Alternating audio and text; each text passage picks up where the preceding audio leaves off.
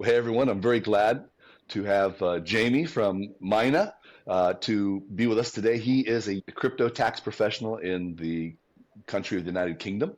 So we're going to be talking a little tax today. The crazy thing that's happening right now in tax, and I'd be interested to hear, talk to you in about 2 months to see if you're seeing the same thing. We have, Donald Trump has been in office now just over 8 weeks, and it is revolutionary the things he's doing.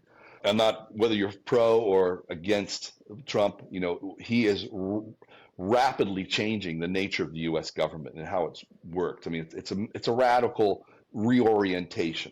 And I would say, if we look at it from business point of views, he's basically changing the business from being this type of business to being that type of business. And he's really focusing on efficiency, and he's doing, headcount reductions, all the stuff a normal company would do that normally has to do every, 10 or 20 years. He's doing it to the U.S. government. It's quite bloated. And they're discovering immense amounts of fraud, which means just money being just wasted. What's really affecting taxpayers right now is that not Donald Trump himself, but his Secretary of the Interior and some other very high-ranked people are putting out the proposition of let's do away with income taxation altogether. Wow. Okay, I didn't know that. All together. All right. Now,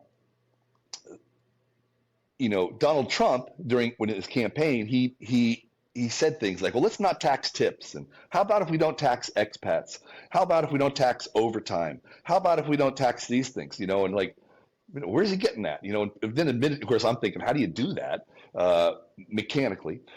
So this whole idea of getting rid of tax altogether, we have Eric Trump, his son, has gone at multiple venues. I think there was the Bitcoin conference in Dubai. I think he said that he has talked to his dad, and they're planning to get this to eliminate capital gains tax on cryptocurrency if the currency is a U.S. based project. All right, that's just let me. Have you heard about that? I have heard about that, and I think that's going to cause a plethora of issues and even more fraud. To be honest, I can't see it being necessarily a bad thing, but I think it can open up areas and nooks and crannies for bad things to happen.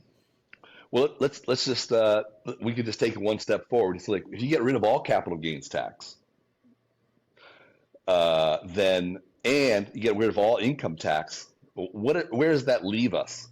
Well, first of all, the moment you announce that, everybody's going to stop paying taxes on the current year, right? Because they know the IRS is going away.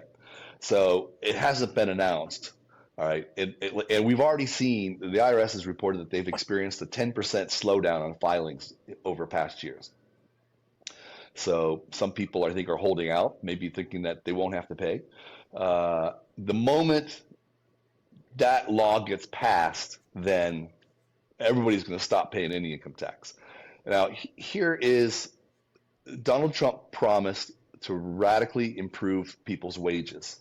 Well, if you stop withholding income tax, that would be an immediate boost to people's take-home pay. Very, very good.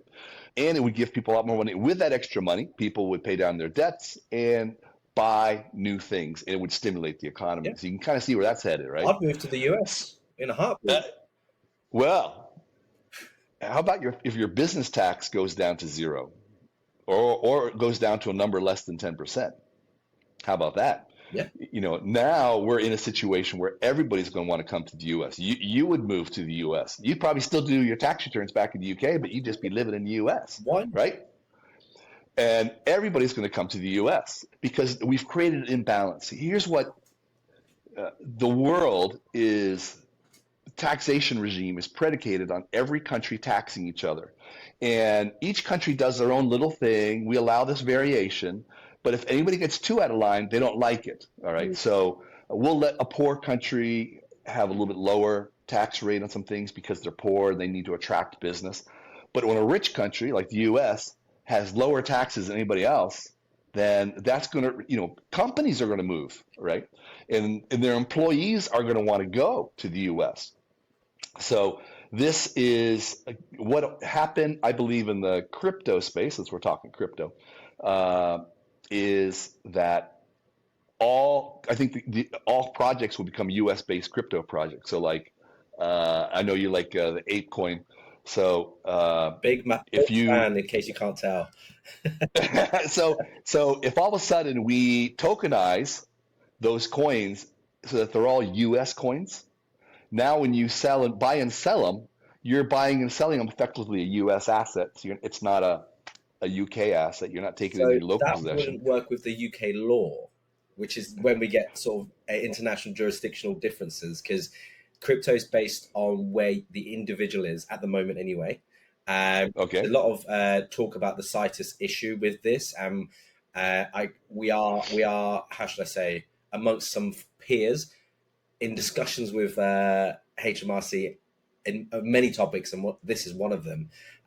So it's interesting to see where this leads, because depending on how the UK do things, and then if this comes to fruition with the US, and I'd love to know what you think the chances of this low to zero tax thing is going to come to fruition. But depending on what plays out here, a lot of my clients will be going, "Cool, can I get that contact for the US accountants, Jamie, crypto tax?" Because we're moving. We're moving. I mean, just think about that. Individuals moving. So the way I would go around that, I would create a U.S. entity. It might be a multi-partner entity. It might be, where everybody participates into it. But the asset's basically a U.S. asset. All right. So that's how we get rid of the CITES issue. And if the U.S. completely stops doing income taxation, you can bank on the fact that we're going to withdraw from treaties that involve information sharing. Right now, the U.S. hardly shares information, but it definitely will stop altogether, because who actually does the sharing? The IRS. Well, there won't be an IRS. It'll be gone. All right. There's nobody to answer that request. So this is very destabilizing on an international tax regime. If we lower the tax rate for companies, all the companies will come here. Of course, that's what Donald Trump's trying to do with tariffs. But you can kind of see it's just going to be as one politician once said, a giant sucking sound of business from all over the world coming to the U.S. So while you have a CITES issue, but other people in other countries don't, but if they move their assets to U.S.-based tokenized assets, or however they do this, then they could be buying and selling and moving assets without it ever, and the U.S. will never report that income back to their home country, because the U.S. simply will stop doing that. So It doesn't do it now. just to clarify for anyone in the UK listening, if this does come to fruition, please talk to someone, because there's a couple of issues from a UK perspective if that were to go forward. For example, by placing what you already have personally into an entity in the US, the chances are it's going to be a disposal. So you're going to be crystallizing likely a gain, maybe a loss on the individual. So you need to take that in consideration. And even if you were to do that and have the company in the US, but you were to be the only owner and employee of the business, and you happen to be situated in the UK, there is a chance that HMRC turn around and say, hold on, you operate from the UK, you act from the UK, the management's in the UK, you're the only one here and you're in the UK, but your company's in the US. Sorry, we're taxing it as if it's a UK company now. Things like that. Yeah, exactly. Yeah. I think you're right from a transition point of view. It was an interesting discussion. Transitioning to this as a foreign investor, I think you'd probably want to do a liquidation, and then sell your assets, and then with cash, send the cash to or a stable coin, whatever. You're going to send it to a U.S. entity, where then you could rebuy that same asset that you've been investing in. So you're right. I think there'd be an initial recognition of income.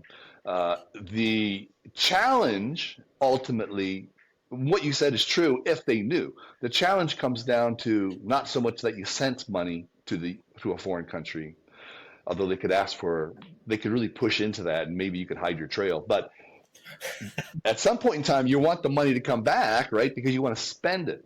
All right, in the UK. Now all of a sudden, what's the source of funds? And now you're going to have a hard time explaining that. But the answer to that is you get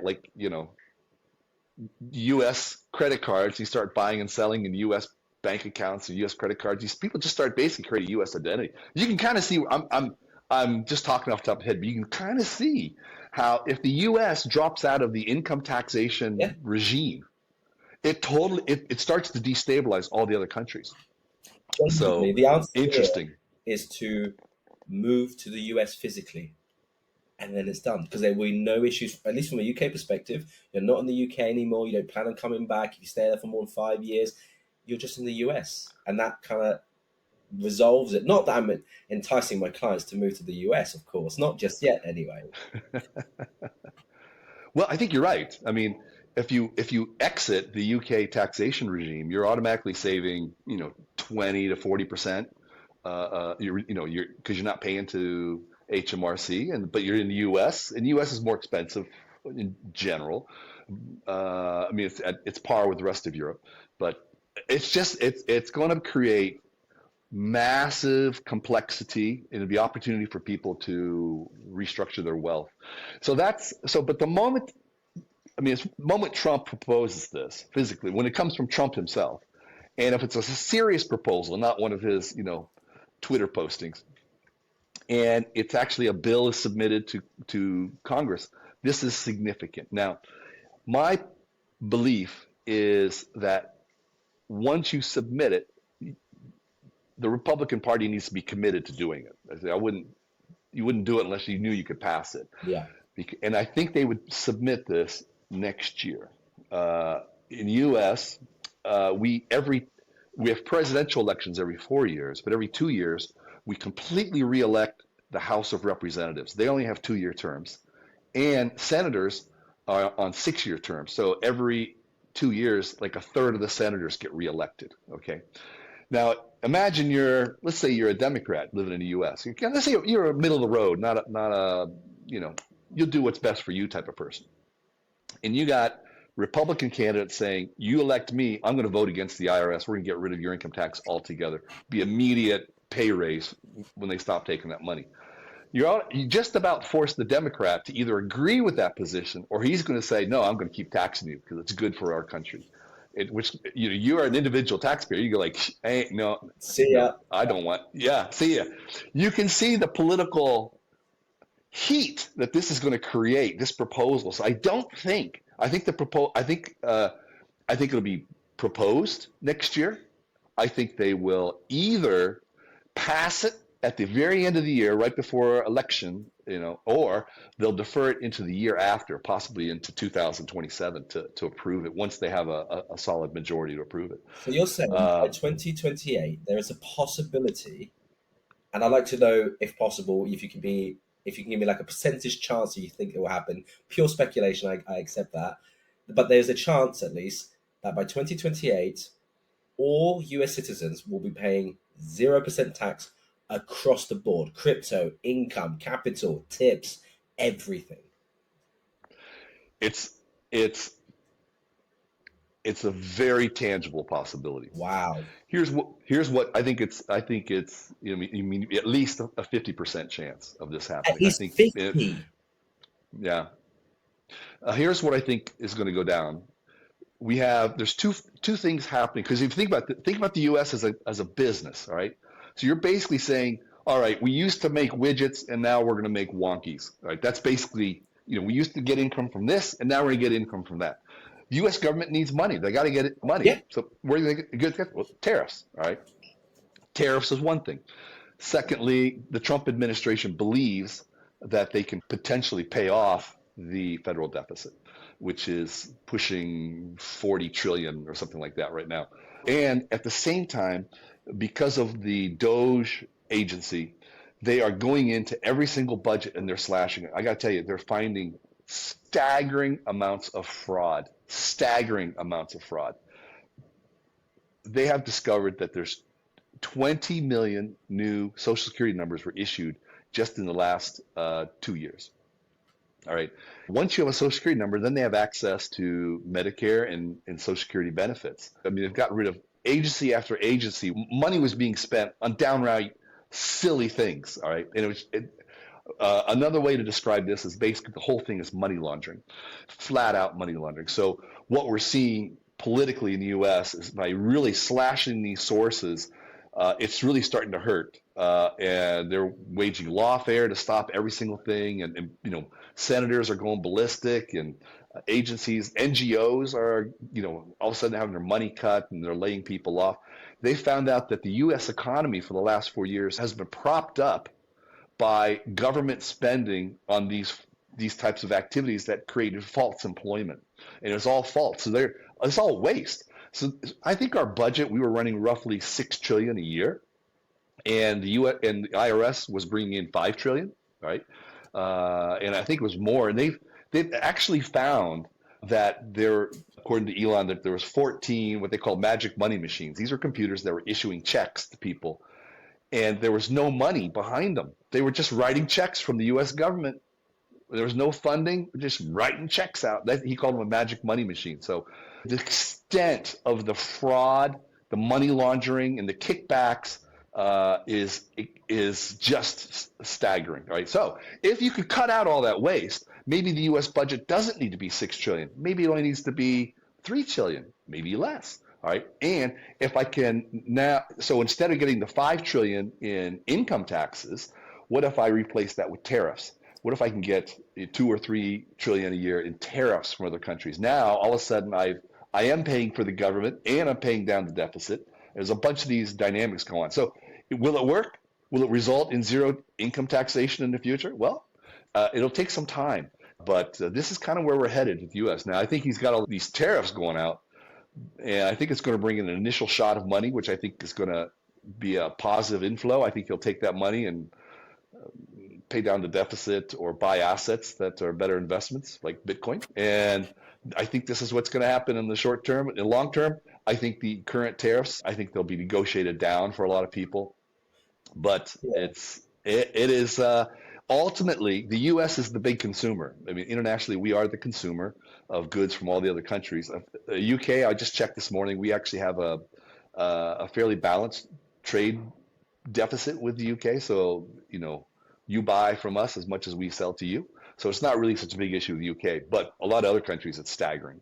Once the government passes no more tax, everybody gets an immediate pay raise because that withholding disappears. This is the concept that I wanted to kind of explore very briefly, because I don't want us to go on for too long, because we could talk all day, Clint. We really could. So the idea I want to explore is, okay, so the individual gets taxed a lot less, maybe zero. Economy starts to flow, business is booming.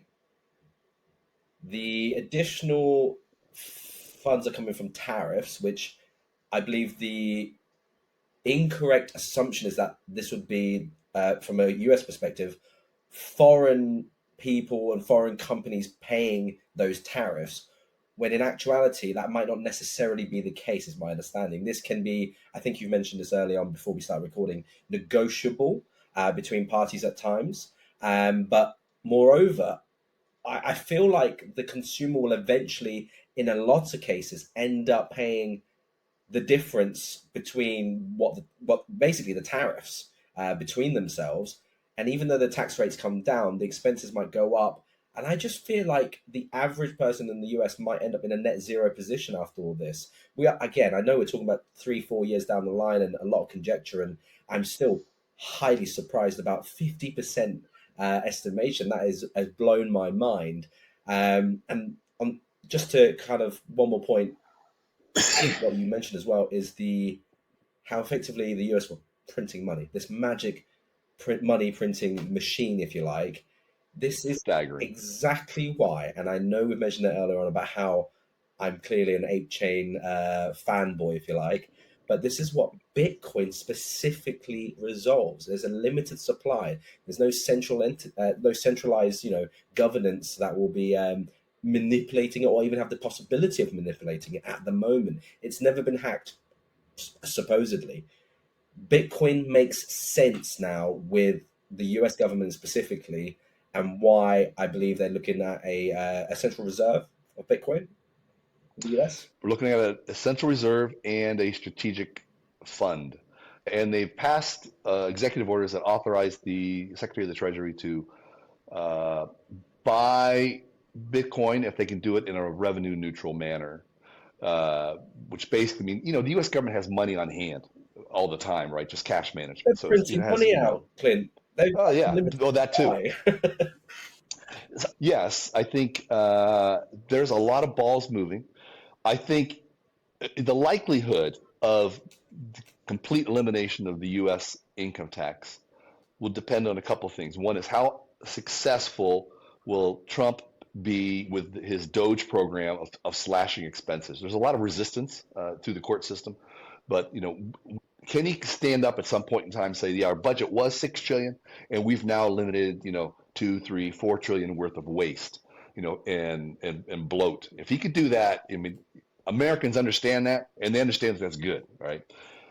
Secondly, can a sufficient enough income be driven from tariffs to replace or potentially replace the IRS? Of course, in the short run, until you get rid of the IRS, the excess money just goes to pay down our deficit. But if we get rid of the IRS and you can make a cogent argument next year, then it's going to be a game changer, ultimately a game changer in terms of how the mid-year elections are going to be, and Democrats are going to be in a hard position.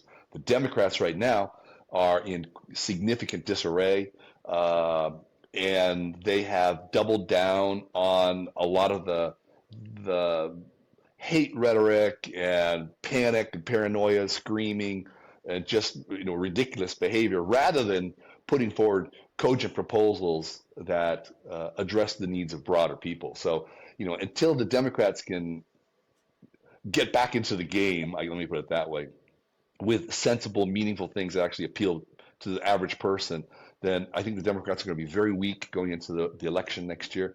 And I think right now they discovered the fraud. Then I think the Department of Justice starts to push in and say, well, who was getting this money and where did it go? And I think, you're going to start to find the money laundering stories. And it's just, I think there could be some very embarrassing things out there. The U.S. political scene is in significant upheaval, and the U.S. government, Donald Trump is trying to move us into a new business. And if he does it, it's going to force the rest of the world to realign into a new competitive situation. Because ultimately, countries compete against other countries for revenue and labor and that sort of thing. And I think that's the game that Donald Trump is playing. And it's going to be interesting to see, for me, like I'm sitting there like, I make money off income tax, and if it goes away, I'll have to shift into some other things. But I think we're still going to do a lot. Open arms. I can help you guys. We'll be doing gain calculation for all the other countries. So another thing we didn't talk about was that when Donald Trump came in, he issued a executive order to the Secretary of Treasury to take 3 months and put together a new regulatory framework for cryptocurrencies, which would involve all the different agencies, including the SEC. And we haven't seen that yet because it hasn't been 3 months. When that comes out, that could be a real game changer in terms of, he actually might recommend no tax on crypto. He might actually recommend an extremely a streamlined way for starting crypto companies in the U.S. and the reporting of crypto income on corporate balance sheets, things that have been very vague and very tough to do in the past. Donald Trump said he wants to make the U.S. the crypto headquarters of the world, and these just changing the tax regime and some other regulatory changes, it could rapidly suck a lot of the crypto industry into the U.S. in a very dynamic way. I mean, it's going to be very disruptive for other countries to react to that. No, I agree. I'm excited to see what happens. And while you're talking, I was thinking the last time we had a significant bull market, if you like, was during COVID, when everyone was getting their stimulus checks or getting some support from the government. People going, right, let's have a dabble. And it kind of really boosted the economy within the crypto space. Now, if what you're saying comes true, I think a similar thing will happen. People go, no taxes, excellent, all this spare cash, let me throw a bit into crypto. And I think it will certainly affect the globe financially, especially the crypto space. But it's been really interesting to have a chat about all this. And I'm still shocked that you think there's a good chance. It sounds like you think it will happen. It's inevitable at some point, whether it's 3 years, 5 or 10, 20. I believe it's over 50% chance this could happen. It really comes down to once we have, if the Doge organization is allowed to really get rid of a lot of staff and discover lots of fraud, and then Donald Trump makes that case to the public, the past governments were complicit in this fraud, and I have slashed it out, and I'm giving it back to you. You know, that sort of thing he could do. He could also, if we start to have an abundance, he's already proposed giving $5,000 stimulus checks back to share the wealth with the people, sort of thing. Another interesting avenue, just to mess with your mind, you know, the past 4 years when Donald Trump wasn't in office, said he was going to run for, you know, the deep state, as we call it in the U.S., was terrified of him, and they did everything they could to stop him. They engaged in all sorts of trickery and lawfare. And one of the things they did, was they closed a lot of their bank accounts.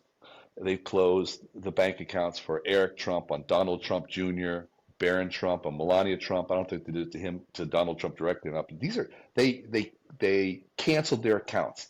Now these banks did this on basis of these being politically exposed people, and they were engaged in other activities, and they just thought it was too much of a money laundering liability for them to have this. Now, so you got a president of the United States now who's been the victim of anti-money laundering abuse. I mean, and I know in your country, Nigel Farage has spoken about the same thing. So do not be surprised if the U.S. initiates a pullback from the international anti-money laundering regulations. Oh my word. Basically, you've gone over the top and you have crushed the financial industry, and they may not pull it back on the banking industry, but if they pull it back on the enforcement on the crypto industry, you could really pull back. And if the U.S. basically says, no, we're not doing that, it will ripple through. It will ripple through the entire Financial Action Task Force and loosen up things around the world. Because, I mean, it's kind of moving towards a authoritarian type of, you know, if you please the state, you can have your bank account type of thing, you know. Could be a breath of fresh air. Just mess with that. Just think about that. We'll talk about it the next time we get together. In true British fashion, I need a cup of tea to digest all of this, because this is a lot more than I anticipated. But yeah, really interesting stuff, Glenn. Really, really interesting. Hey, you know, people say taxes are boring. It's incredibly stimulating, especially when it's your own money. So yeah, it's great to talk to you, and I'm excited to hear about what's going on. And now that I've told you about some of our things, you can start to listen to see if in the UK you're starting to hear some, you know, imitators or rumblings. You know, I know you have an election coming up well, I guess you just had one, didn't you? But, you know, the Reform Party, you know, they might start echoing some of these same tunes. It's very interesting to see. Yeah, so dramatic time. We've been writing to a few MPs about crypto in general, and my honest opinion is the first party to even mention crypto in a positive way and have some form of tangible and expected positive outcome from their election, I can almost guarantee that they will win the next election, because a lot of the non-voters, or those that don't really have a strong affiliation at the moment, are in the crypto space. And we're just waiting for someone to come along and go, right, this is what we're going to do for those in crypto. Cool, you get my vote. Hey, it's a pleasure talking to you, Jamie. I wish you the very best. Thank you, and you. Always a pleasure. I'm sure we'll do another one soon. All right.